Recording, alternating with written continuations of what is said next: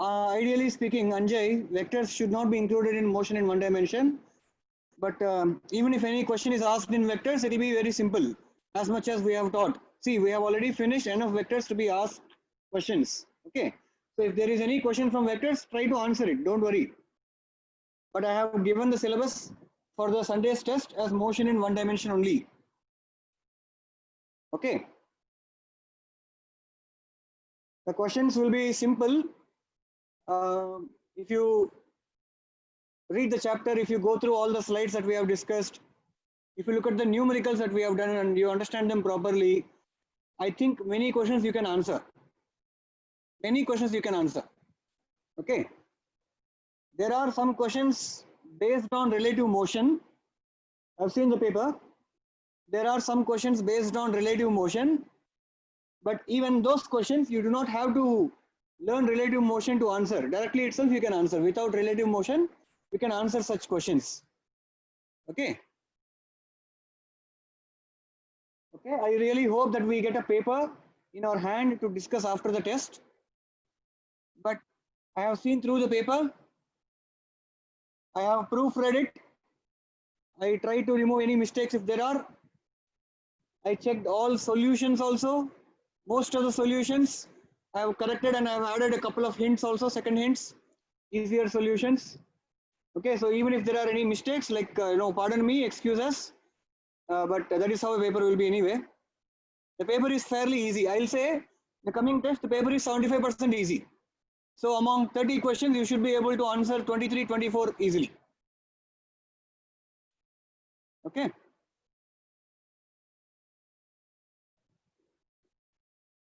Yeah, of course, that matters, no, Siddeshwar? There needs to be something that differentiates. So 160 or 162 of us are here. I see there are 27 of us missing still.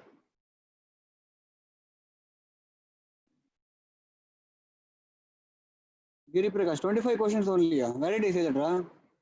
30 questions, Giri Prakash. 30 questions in the paper, out of which I am saying 23, 24 or 25 questions are very easy. Very easy in a sense, not trivial. If you know formulae and know how to substitute them, how to use them, you can answer those 24, 25 questions easily. Abadiya.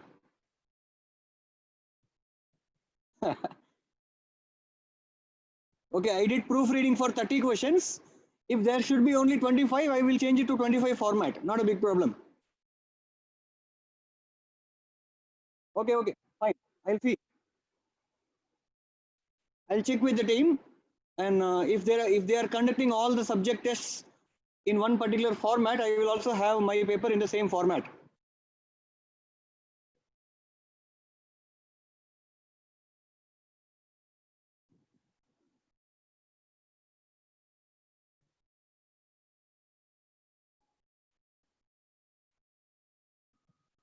Okay, so maybe we'll do yesterday's recap of yesterday's session very quickly.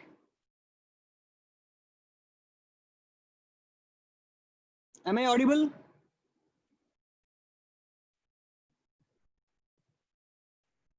Am I audible? All right, thanks. I'm closing the chat now. Yeah. Okay, so in the yesterday's class, we started with motion in 2 dimensions. Okay. So to understand motion in 2 dimensions and to be able to apply directions to the vectors, we started with this convention. Say I'm using a pointer. Don't tell me I'm writing and it is going off. Okay, I'm using a pointer only. Yeah.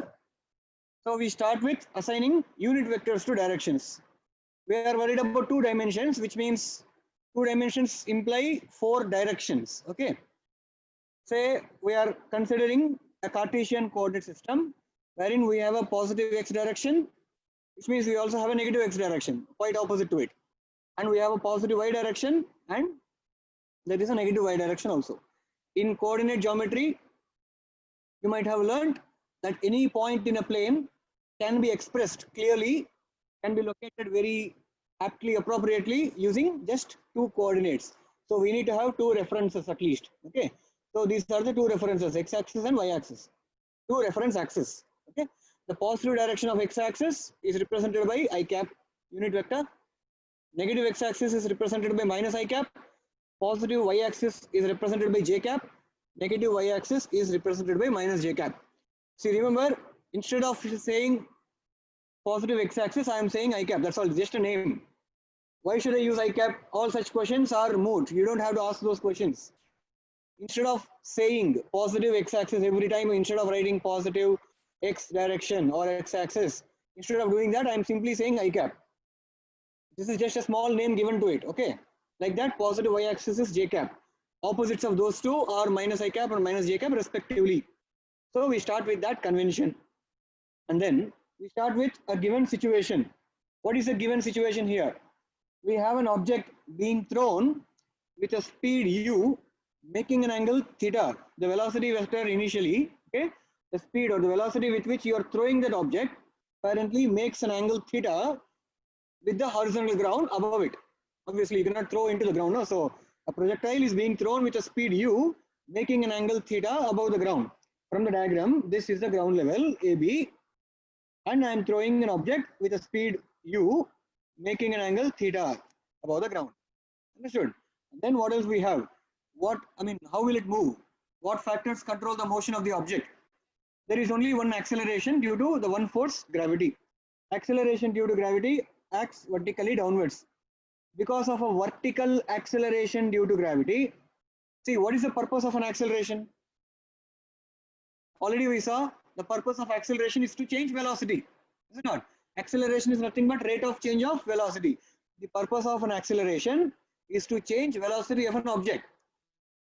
An acceleration increases velocity if they are both in the same direction. Acceleration decreases velocity if they are both in the opposite direction. Here, the velocity is taking an angle theta with the horizontal ground, but the acceleration is vertical. Okay, so this acceleration being vertical is neither perpendicular to velocity nor is in the same line as velocity. Okay, so to understand what happens to this velocity, I will split or I will resolve this velocity into two components. One component perpendicular to acceleration, one component in the line of acceleration. Okay, acceleration is vertical, so I need to know what part of my velocity is vertical and what part of my velocity is horizontal. Okay, so that is why I am resolving u into two components, horizontal and vertical. Horizontal I will call x, vertical I will call y. I can call it as ux. Vertical component of u I can call it as uy, because I know it makes an angle theta with the horizontal. Ux, horizontal component, would be u cos theta. Similarly, because u makes an angle theta with the horizontal, its vertical component would be u into sin theta. All right, which means this velocity u, I can write it as a vector in this form: u bar equal to u cos theta I cap direction plus u sin theta j cap direction. So I can write it as u bar equal to u into cos theta into I cap plus u into sin theta into j cap. This is a Cartesian representation of initial velocity vector. Do you understand why we resolve the vector into two components, I and j? Because I have an acceleration vertically. I need to know exactly how the velocity gets affected by this acceleration. So I need to know what part of my velocity is vertical and what part of my velocity is horizontal. Vertical component of velocity is u sin theta, horizontal component of velocity is u cos theta. Since the acceleration is vertical, only the vertical component of velocity gets affected. Horizontal component of velocity does not get affected. Sir, what do you mean? Wherever the particle is traveling in its path, okay? Wherever the particle is traveling in its path, at that point, whatever velocity it has, its horizontal component will always be the same. Here, the horizontal component of velocity is u cos theta. It will be the same everywhere. It will be the same everywhere. We will see that later. Do not worry. Okay. So you understand that. So the component of velocity that gets affected by the acceleration is only the vertical component of velocity. Okay. Fine. And then I have an acceleration g, which is in vertically downward direction. So I will write acceleration also as a vector a bar equal to minus g j cap.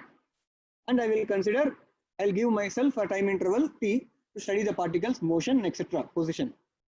Let us say after time t, the particle has reached a point C. Okay, C could be anywhere based on what time it is. Okay. So after time t, after being projected, let us say the particle reaches a point C.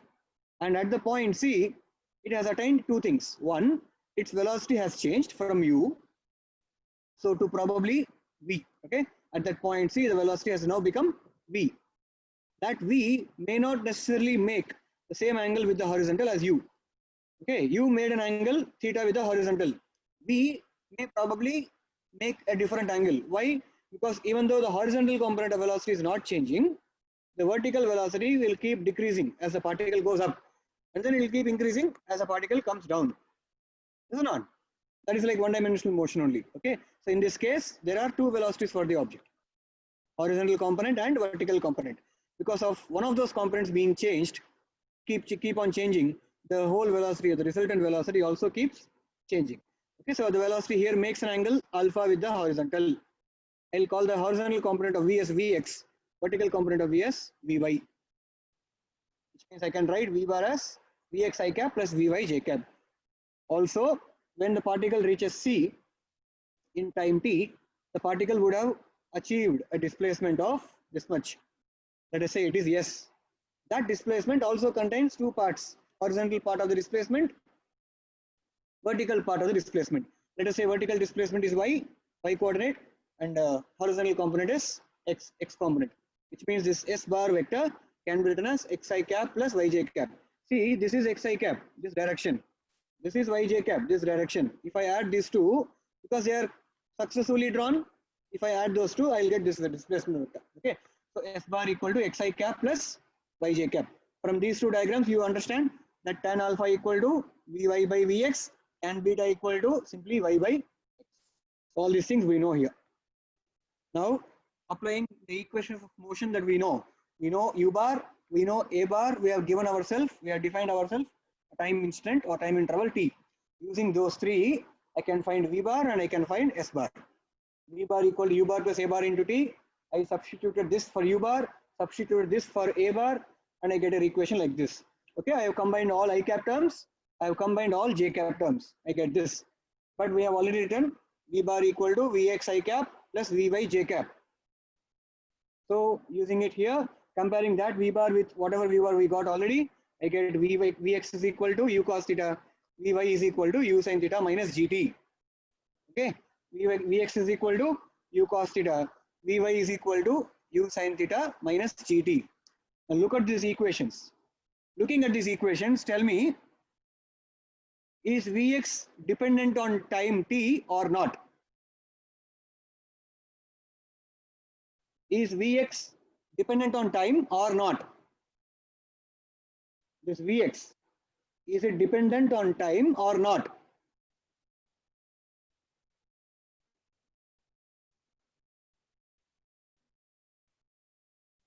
Vx is equal to u cos theta, is it not? Vx is equal to u cos theta. There is no time parameter here. There is no time parameter here. What does it mean? Whatever be the value of t, this is always going to be the same, u cos theta only. That is what I told.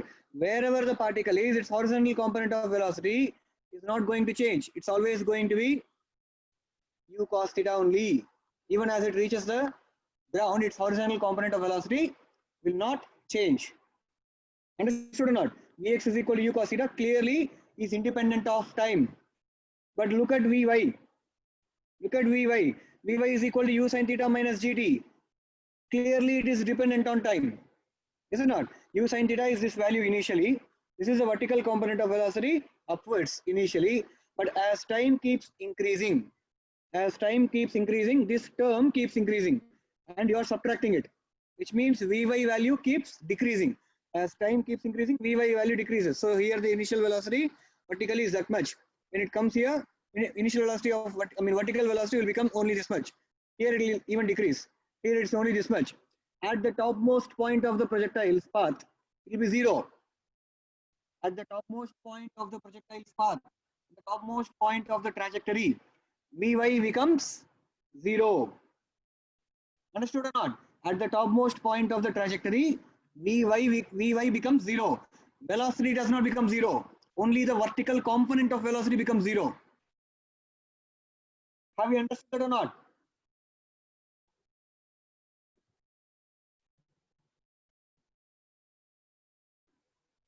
Now, in that case, I'll ask a question. Okay, I'll ask a question. What is the projectile's velocity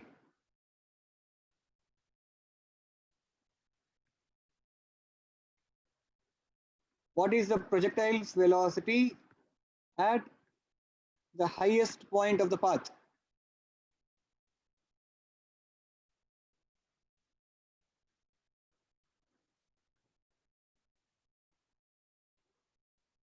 That is the question.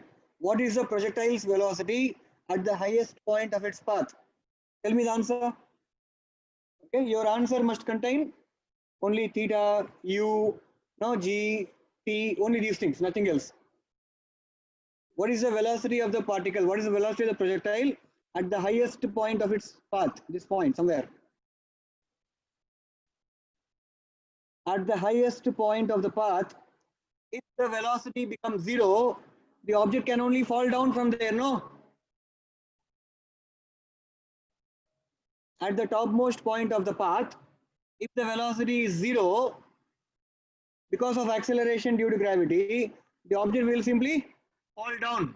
But that's not happening. The object is continuing its motion, which means at the topmost point, velocity is not zero.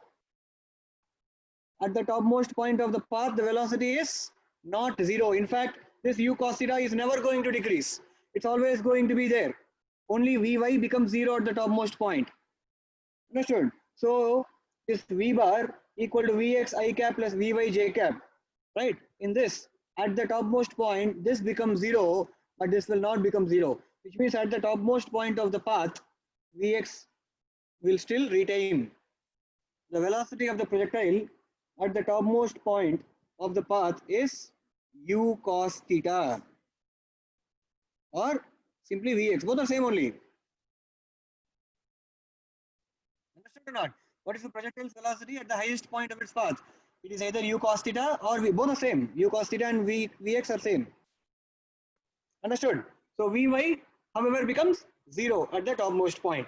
Anyway, so we had calculated the expression for Vx and Vy, and we already saw tan alpha equal to Vy by Vx. From there, I can find alpha. Also, from this vector equation, magnitude of this vector gives you V equal to root of Vx square plus Vy square. Magnitude of any vector is nothing but square root of sum of squares of coefficients of I cap, j cap, k cap. Okay. If a vector is written like this, then its magnitude is simply root of Vx square plus Vy squared. Okay. And then we have position vector or displacement vector. S bar equal to u bar into t plus half a bar t square.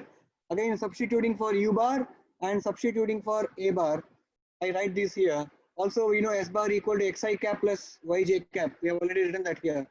Okay, using that. So comparing on either side, we have already combined I cap terms and j cap terms. So xi cap plus yj cap is this. Comparing I cap terms and j cap terms, we get x is equal to u cos theta into t, y is equal to u sin theta t minus half gt square. Again, see what it implies. See, if you split projectile motion into two parts, okay? If you split projectile motion into two parts, horizontal and vertical, if you split, what is the initial velocity horizontally?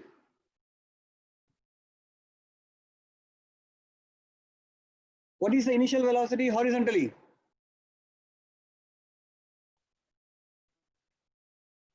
U cos theta. Correct or not? Initial velocity horizontally, horizontal, Siddharth. Come on. Horizontal component of velocity is u cos theta. What is the horizontal acceleration here?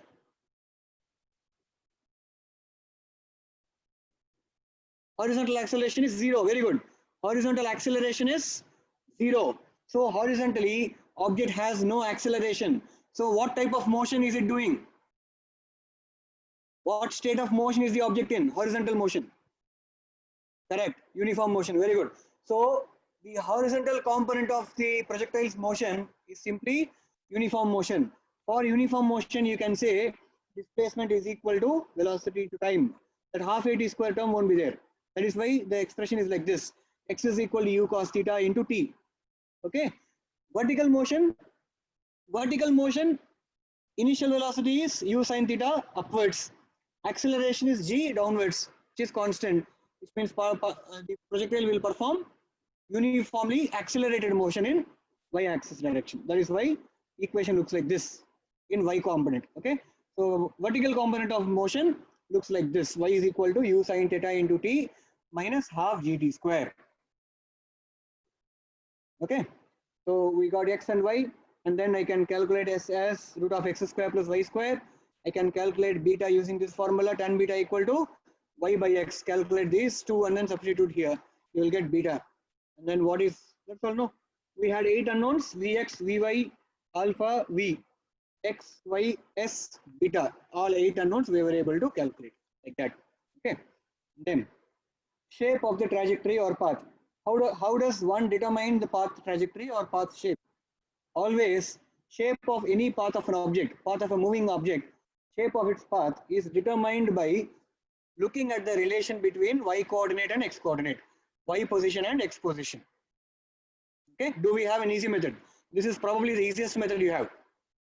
Okay, the relation between y and x gives you the shape of the path traveled by the object. We know y is equal to this, we know x is equal to this.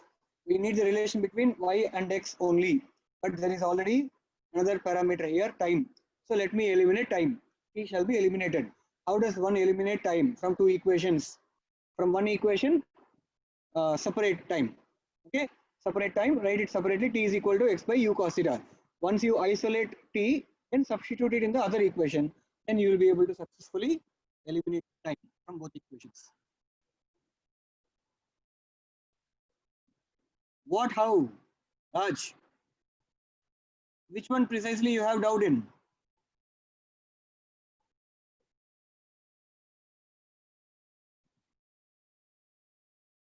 I cannot see raised hands, pa. Please ask the doubts in chat. Shape of the path. Oh, we are still doing it, no, Raj. To understand the shape of the path, to be able to tell what path does an object move in, we have to consider the relation between y coordinate and x coordinate. The relation between y coordinate and x coordinate gives you the shape of the path of a projectile, path of any moving particle in that matter. Okay. Yes, exactly. Okay, so we have this equation already here. We have this equation already here. Okay, so from those two, I just have to establish a relation between y and x. To establish a relation between y and x, I have to remove or I have to eliminate the other variables from those two equations. The other variable other than x and y is just p. Okay, I just have to eliminate time from those two equations. If you do that, you will get this equation. You simplify that equation, it takes this form: y is equal to tan theta into x minus g by 2u square cos square theta into x square. This equation is called the equation of trajectory of the projectile. This looks like a quadratic expression which has a standard form. This y is equal to ax square plus bx plus c is a standard form of quadratic expression. For a quadratic expression, the shape of the path or the graph is basically a parabola. The parabola opens up if x square coefficient is positive. The parabola opens down if x square coefficient is negative.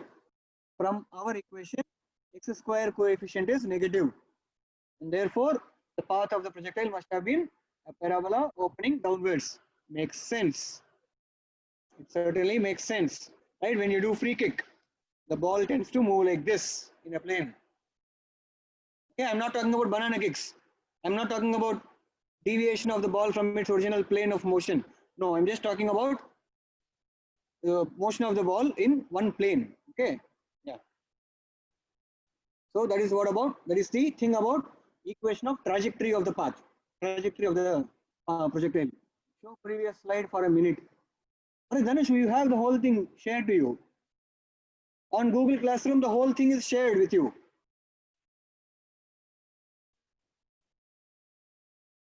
Raj, yes, I am fast, but I am repeating a lot of times. I want you to catch my speed. Try to do that, please. I can slow down for you, but no problem. Thanks, Dhanush. Okay, all right. So that is one thing. And then we also saw from yesterday's class that looking at that equation, y is equal to tan theta into x minus g by 2u square cos square theta into x square. Looking at that equation, we see if y value is given. Say for example, y value is given as y equal to capital Y. Capital Y is just a constant, could be any value, 5, 10, 5.5, root 5, cube root of 10, could be anything. Okay. So if y value is given, then the equation will look like this, which is basically a quadratic equation in x. I know, Harit, I am fast. I am accepting it. I am admitting it.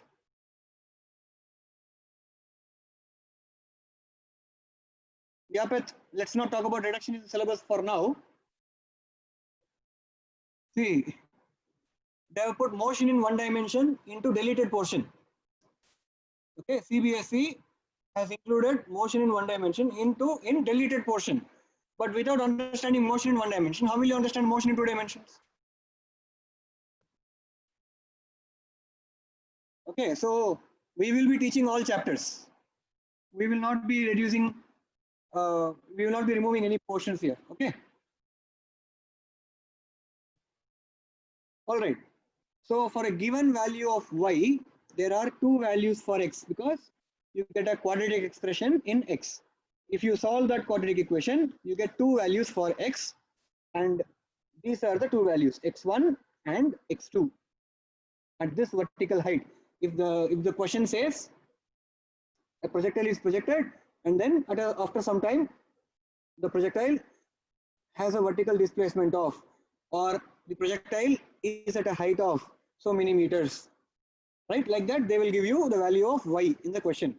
For that value, you will get two values of x. If you substitute that value in this equation for y, you will get a quadratic expression in x. That will give you two values for x. This is one value x1, this is the other value x2. Because this is a parabola, it is a highly symmetric diagram. I mean, highly as in it is symmetric about this line. Can you see this line? Parabola is symmetric about this line passing through topmost point vertically. Now, if this is x1, then this value will also be x1 because of symmetry. So, sum of these two values, x2 plus x1, right?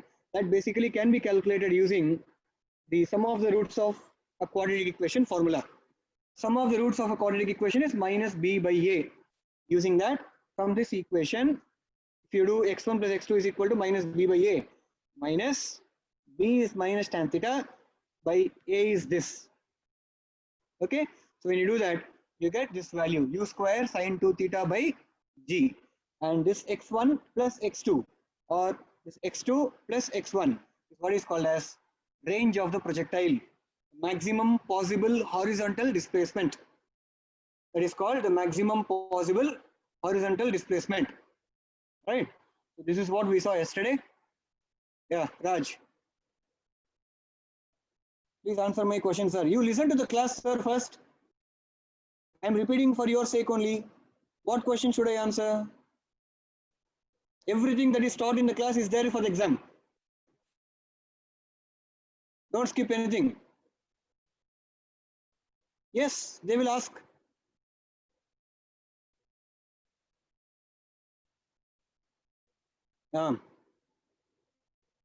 Motion in one dimension comes in it, okay. Please explain that range part, sir. Range of a projectile. Range means what? Say for example, there is a football here and you can kick it with a certain velocity. People may ask you, how far can you kick it to? Okay, that maximum, the farthest displacement that you can kick a football to with a particular speed and a particular angle of projection is what is called as range of the projectile.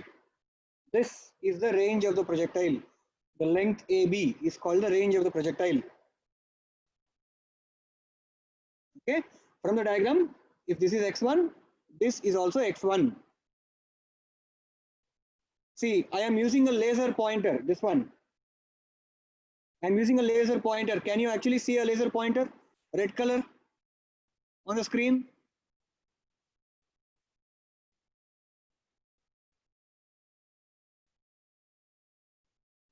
You don't see a point on the screen?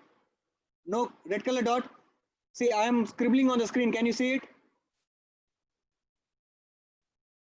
What if you know, Sudhakar? Come on. The scribbling, can you see? See, because I am using that scribbling to explain, I am wondering whether you are able to see it or not. Thank you. Thank you all.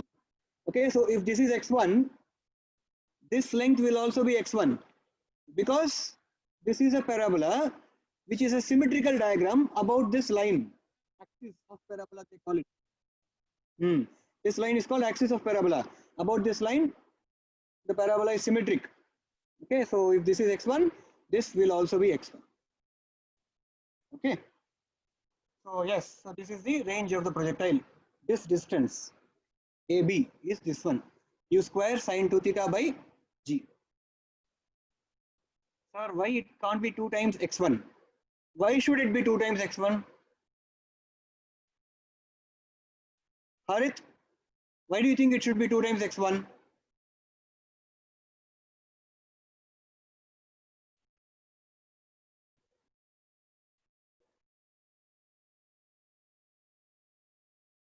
Vignesh, don't raise hand, just ask a question there.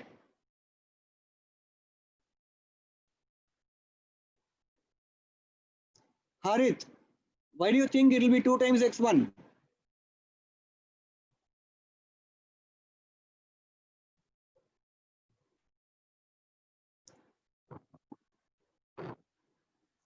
I just want to know why you think it is 2 times x1 so that I can clarify your misunderstanding. That's all.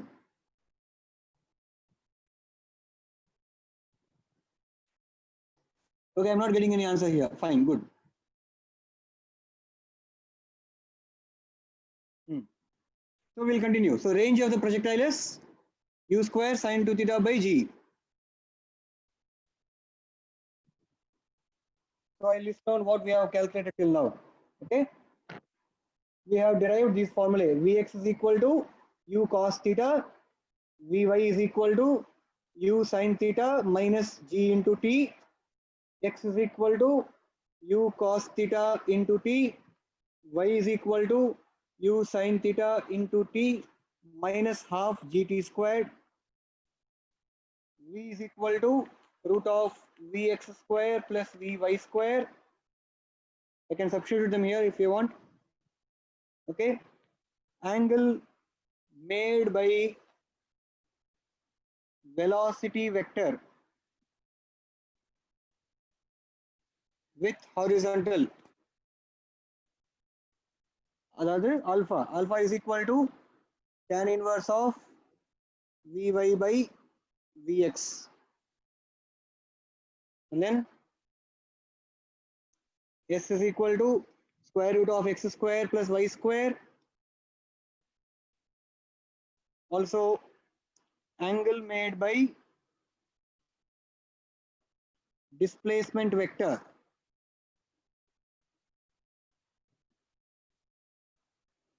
with horizontal, which is beta. Beta is equal to tan inverse of y by x. So these things we have already done. Also, in addition to these, we also wrote y is equal to tan theta into x minus g by 2u square cos square theta into x square, equation of path of the projectile. Also, we saw range of the projectile r is equal to what? U square sine 2 theta by g. That was the formula. Is it not?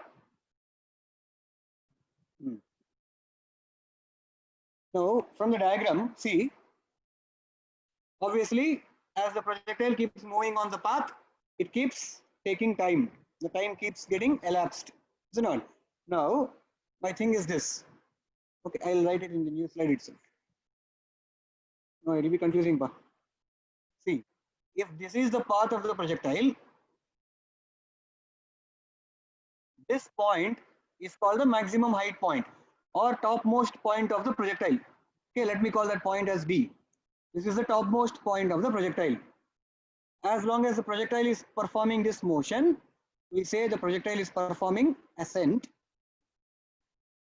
and when the projectile is again coming down from there, we say it is performing descent. Just a second. Descent. Okay, from here to here we call it descent. It is coming down. Ascending order, descending order. Ascending order is going from lower to higher. Descending is from higher to lower. So when the object is moving up, we say it is in its ascent. When it is coming down, we say it is in its descent. Okay, this maximum possible height is what is written as h max. Now I want to calculate the formula or write the expression for h max, maximum height reached by a projectile. From the diagram, can you see it's nothing but the value of y? Is it not? This is nothing but the value of y. If this is y value at some time t, this is y value at a different time t. So at different times, the y value keeps changing.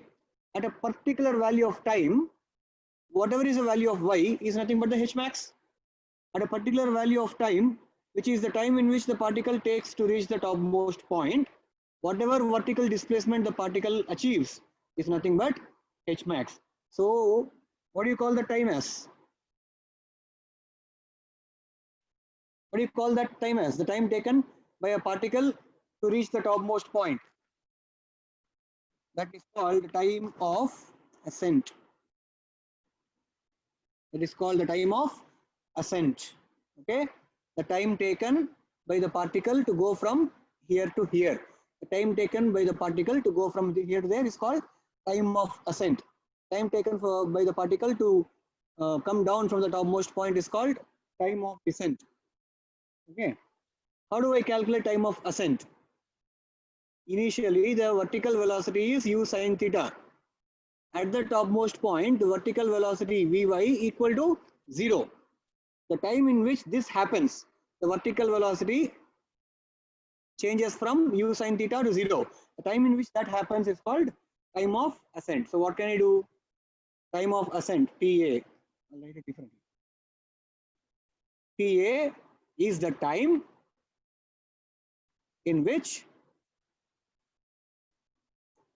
Vy becomes 0 because the particle or the projectile reaches the topmost point. Okay, but what formula do I have for Vy? Vy is equal to u sine theta minus gt. Okay, I want to know the t value when Vy becomes 0.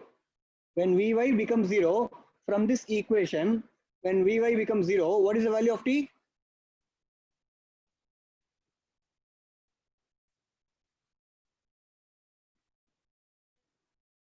From this equation, I want to find the value of t when Vy becomes 0.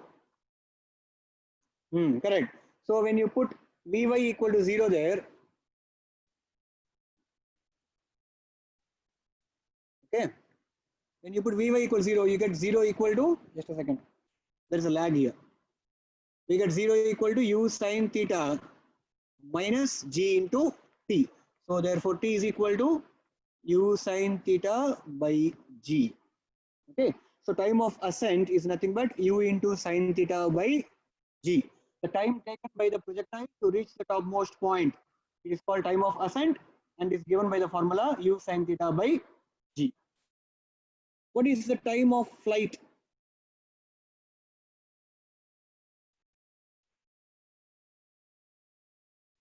What is meant by time of flight? Time of flight is the total time taken by the projectile to reach B. Again, maybe here it's already shown. The time taken by the projectile to reach the same level of projection is called time of flight. Understood or not? The time for which the object was in air, was in its flight, is called time of flight. Okay, so when it comes from A to B, what motion parameter do you know? Yes, Vijay Rupesh, that is right. We can do that. Or what else? Amrin, elaborate. Okay, Ashwin.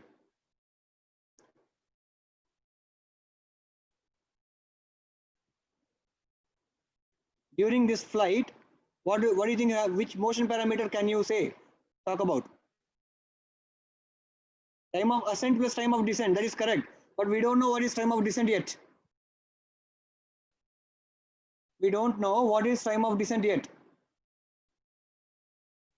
Yeah, time of descent is equal to time of ascent, but we have not proved it yet. We have not proved any of that. By symmetry, you can say, yeah, that way, that's one thing you can do. We can use range. Very good. Giri Prakash, that we can do. Yes, we can use range. How can we use range? From which of these equations can I use range?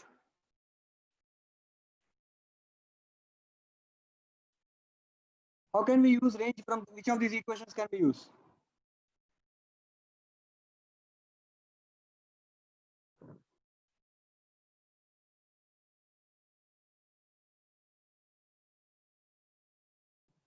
Sir, why Vy becomes 0 at Ta time? At the end of its ascent, that is the topmost point where it can go, right? So at the topmost point of the trajectory, there is no more vertical motion at that point. Because acceleration is vertical, vertical velocity keeps decreasing as it goes up. At the topmost point, vertical velocity becomes 0. Vy equal to 0. That's it. Raghavendra, correct. Okay, for range, for using range, I can use x value. Okay. So what they are suggesting is this. I can use range to calculate time of flight. Range is nothing but x value at t is equal to tf. Is it not? X is nothing but horizontal velocity, no? Horizontal displacement, sorry. X is nothing but horizontal displacement. Range is the displacement, horizontal displacement by the time the flight gets completed.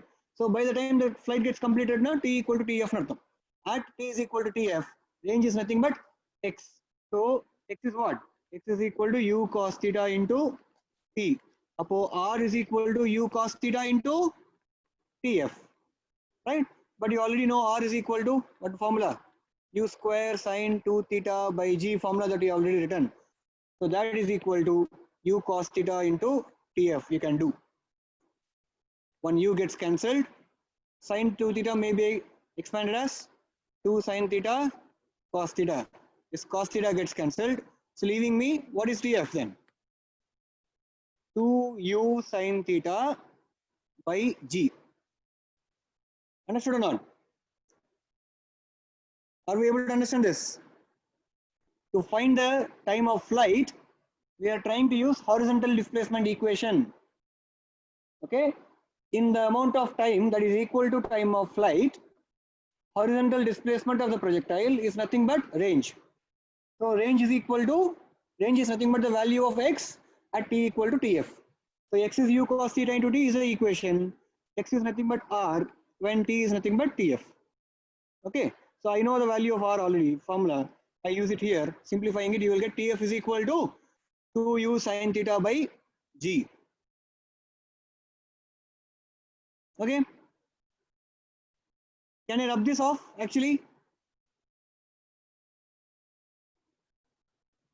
Or I'll keep it, no issues. I will not rub it. I'll not clean it now. I'll keep it like that. I will tell you an alternate derivation.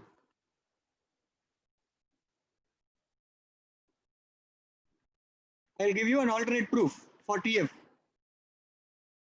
Okay. See, in an amount of time equal to time of flight, range is nothing but x.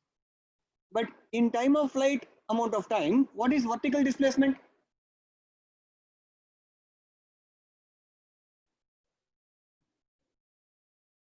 Correct. At the end of the flight, the vertical displacement is nothing but 0. Very good. Because the object starts from here, it does not come back there, but it comes back to the same horizontal level of projection. It comes back to B. A and B are in the same level or horizontal level, which means the total vertical displacement of the object was 0. Which means you can actually use this formula.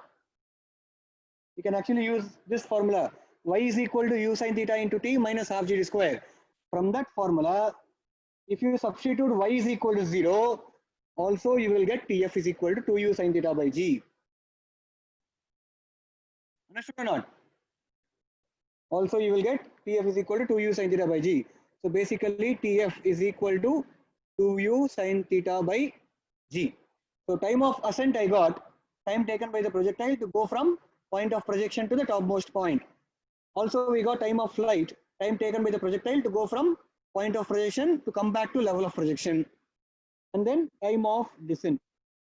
Okay, from the diagram you see time of descent is nothing but time of flight minus time of ascent. Time of flight minus time of ascent should give you u sin theta by g. U sin theta by g. So it is a pleasant surprise. The time of ascent and time of descent are same. Okay. So we have just now proved that time of ascent is equal to time of descent. Second equation can also be used. Okay, like Ashwin says, we can use second equation also. But what he is suggesting is this. By the time the particle reaches here, the vertical component of velocity would have become inverted, which means he's asking you to use Vy is equal to minus u sin theta in this equation. That will also give the same answer only. Minus u sin theta is equal to u sin theta minus g into Tf. Upon Tf is equal to 2u sin theta by g. That is also another proof. That is the third proof we are looking at. There are many ways to do it, but the problem is we have not established this already. By the time the particle reaches the horizontal level of projection, the velocity gets inverted. We have not established before. We have not established this before. That is why I had to derive it like this or this. Understood or not? Okay. By doing it like this, now we have proved the time of ascent is equal to time of descent. Sir, but acceleration doesn't decrease the time of descent. Good. Acceleration decreases time of.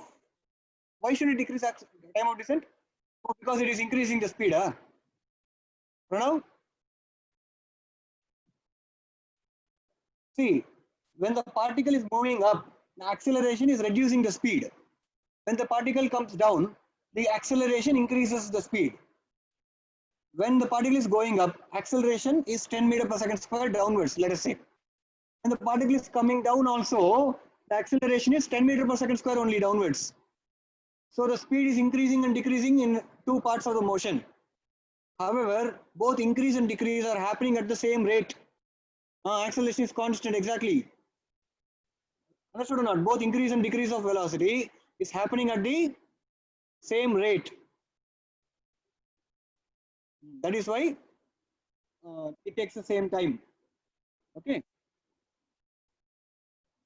But if air resistance has to be considered, okay, if air resistance has to be considered, then time of ascent and time of descent need not be same. If air resistance needs to be considered, time of ascent and time of descent need not be same. Okay. See, acceleration due to gravity always acts vertically downwards.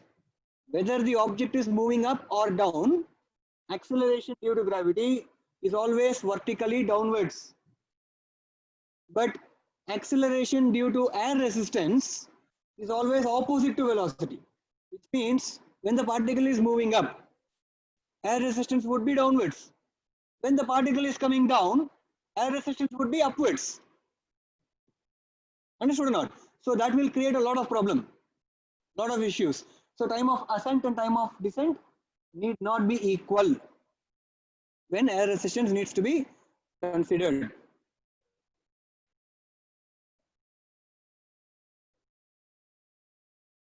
Vy is considered. Balamurugan, look here. That is the third proof that we have given.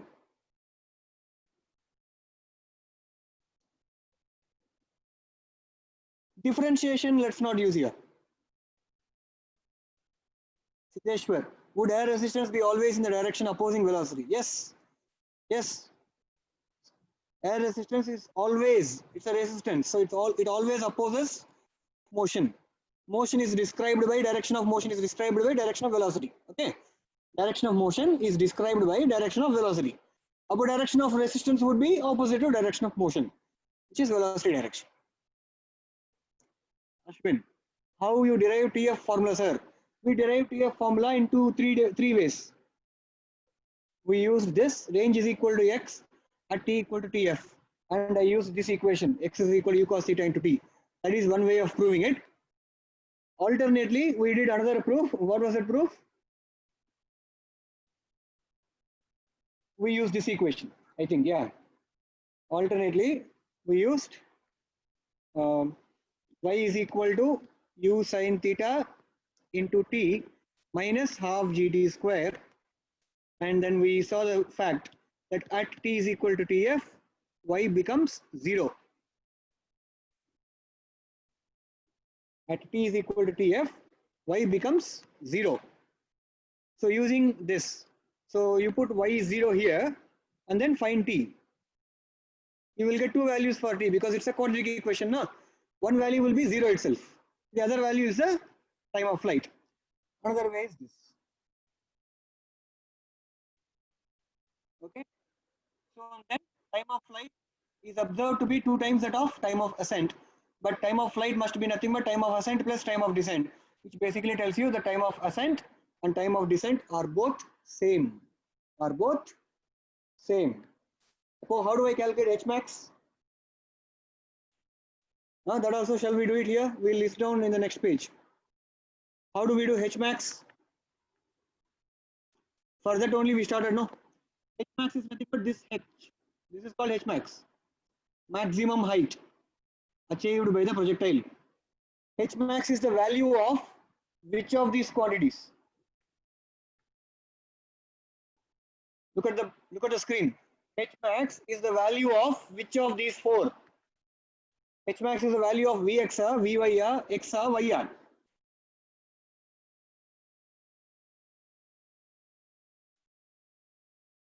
H max is the vertical displacement. Okay, H max is the value of y.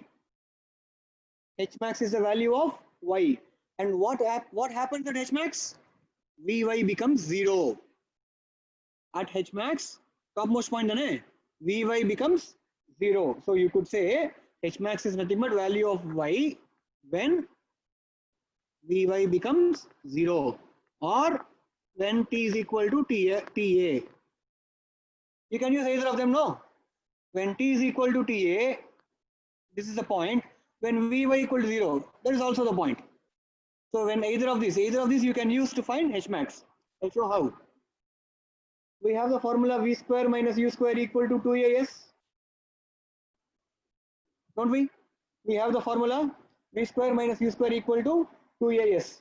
So using that formula only in vertical plane, if you use the formula only in the vertical plane, you will get the equation like this. Vy square minus Uy square is equal to minus 2Ay into y. Because S is nothing but vertical displacement now. So y. Ay is the acceleration in vertical direction. Because displacement is upwards and acceleration is downwards, I have put a minus here. Okay. Now at the topmost point of the projectile, Vy becomes 0. Therefore, this equation becomes what? 0 square minus, what is Uy? U square sine square theta. Uy is U sine theta. So square of that, U square sine square theta is equal to minus 2. Ay is nothing but G. Vertical acceleration is nothing but acceleration due to gravity. G into Y. Leave 0. Cancel out minuses. And what do you get? Y? Y is equal to U square sine square theta by 2G. Okay, this is the Y value at or when Vy equals 0. That is why this can be replaced with H max. What is the maximum height attained by the projectile? U square sine square theta by 2G. Okay, I can also use this formula. Y is equal to U sine theta into T minus half GT square. Okay, Y is nothing but H max at T is equal to Ta. That is equal to U sine theta by G. When the time instant is equal to time of ascent, whatever the value of y is, that is called h max. So equation from this equation I get h max is equal to u sine theta into, instead of t you put this u sine theta by g minus half into g into t square, t square sine square theta by g square. One of the g's get cancelled. Okay, what do you have here? U square sine square theta by g minus, you have again u square sine square theta by 2g. So the second term is like half of the first term, no? So subtract it, you get half only, u square sine square theta by 2g. This is the formula for h max. See, proof 1, proof 2, or derivation 1, derivation 2. There are many ways in which you can derive this formula. Understood? Did you understand the derivation or not? For maximum height, can you use differentiation concept, sir? Yes. But on which equation do you want to use?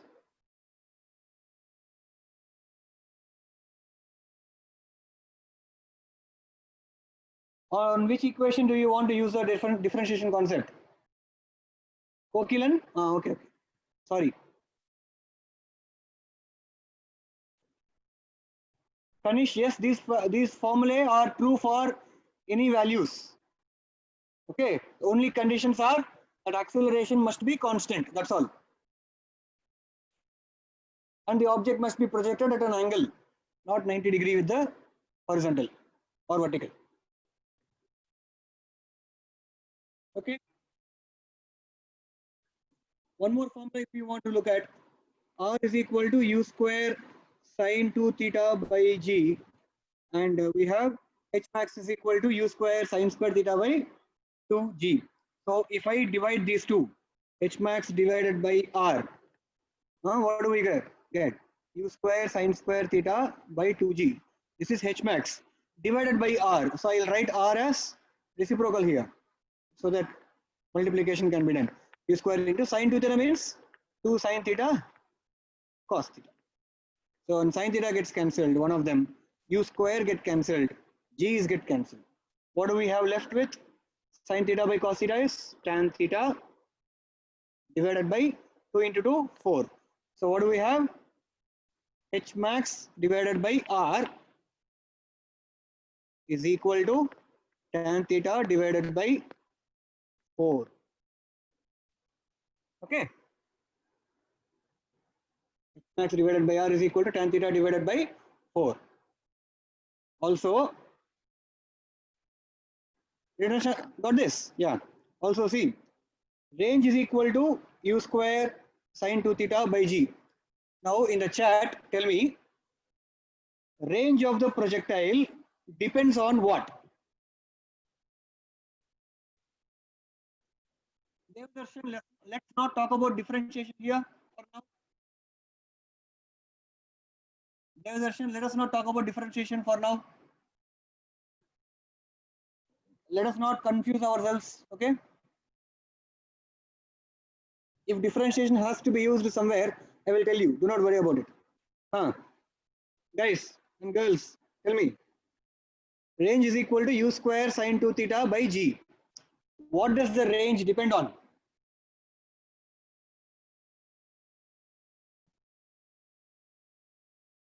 What does the range of projectile depend on?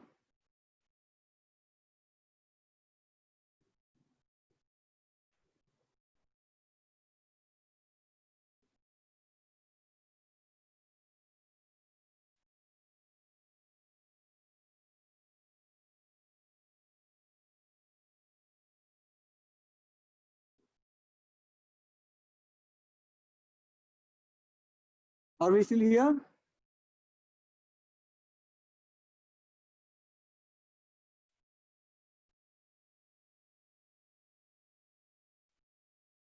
All right, then I'll ask some questions.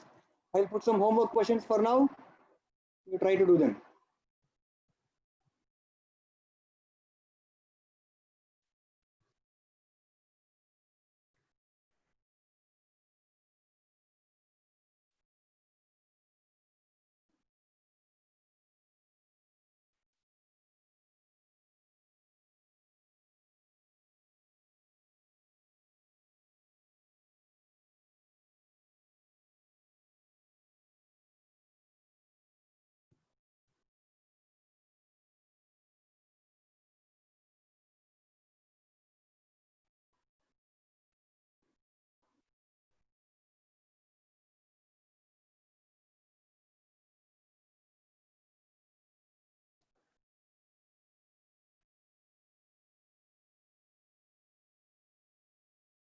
In what direction should an object be thrown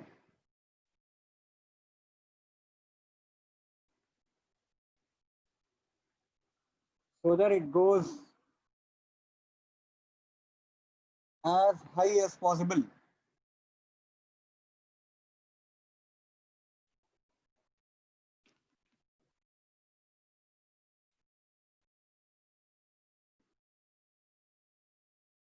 What is the angle of projection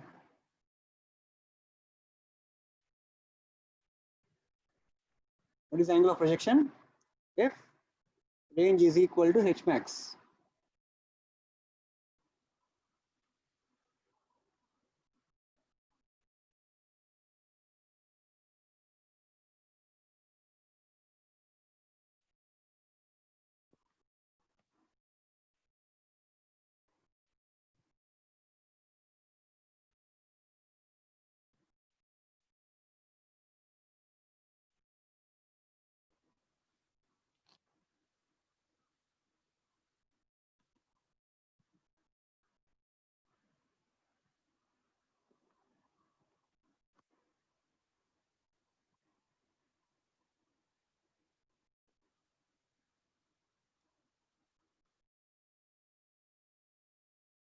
If speed of projection is doubled,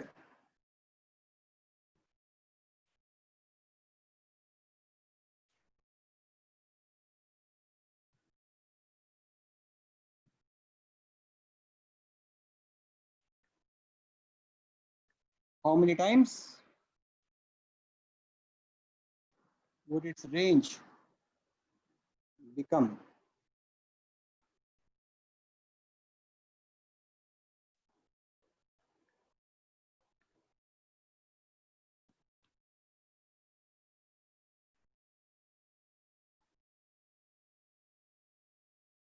If I can throw a ball as far as 100 meters,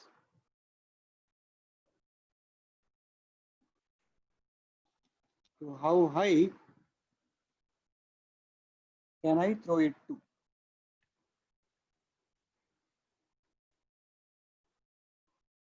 So I have given some questions here. Try to answer them.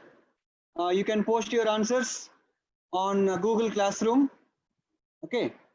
This sheet here, this Jamboard is already present there. Okay. So you can select this Jamboard and you can look at it. Not just PDF, I have actually shared the Jamboard itself, this board itself. Okay. So please go and check it there. All right. See you guys. We'll stop the session now. Tomorrow we will be doing horizontal projectile. Okay. Tomorrow will be horizontal projectile. The second part of this projectile motion. Correct.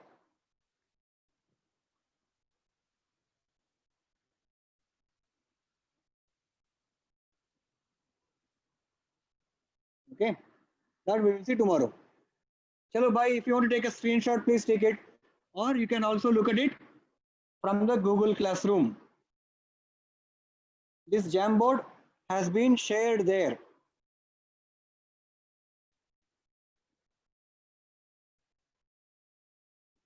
Bye.